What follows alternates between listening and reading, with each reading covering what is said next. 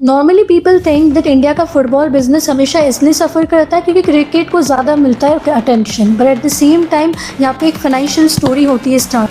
So the story starts from year. Basically every year FSTL use to conduct the matches, और मतलब कि Indian sports league conduct करते हैं. Okay, और जो कि है ना रिलायंस की कंपनी है. ओके, और इनका मॉडल फिक्स है revenue central pool money.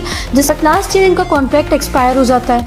Eight the same time ये अपना रिन्यू करने से भी मना कर देते. रीज़न नंबर 1 यहाँ पे ये आता है कि इनका ब्रॉडकास्ट वैल्यू से जो भी रेवेन्यू अर्न होता था वो बिल्कुल फॉल कर जाता है. 95% fall, like from 275 crore it fell to around 8 crore only. तो इनका इनकम ही नहीं होता है ब्रॉडकास्ट राइट से. इनका डीलीगेशन का risk is the major cause. मतलब कि यहाँ पे अगर कोई टीम ने अच्छा नहीं खेला तो उसको टॉप फ्रेंचाइजी स्पॉट से अनटेलीवाइज स्पॉट में डाल दिया जाता है, जहाँ पे कोई टिकट सेल्स या कोई पब्लिक अटेंशन नहीं मिलता है.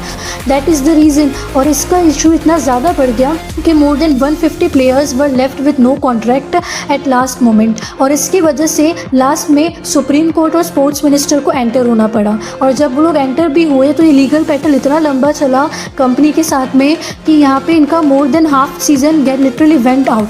और फिर लास्ट मोमेंट पे just in order to save themselves from the bankruptcy उनको 90 मैचेस कंडक्ट कराने पड़े. और 90 मैचेस जनरली नहीं होते, जनरली 180 मैचेस कंडक्ट होते हैं. और इसीलिए यहाँ पे इन्होंने इतना ज़्यादा मैचेस काउंट करे back to back in 48 hours कि players literally suffered from the physical injuries. Final solution presented by the sports minister was like कि अब इनको मॉडल ट्रांसफर होगा. मतलब कि now it will shift to a club based model. मतलब कि club जो भी रेवेन्यू अर्न करेगा उसका रेवेन्यू से खुद ही रखना है.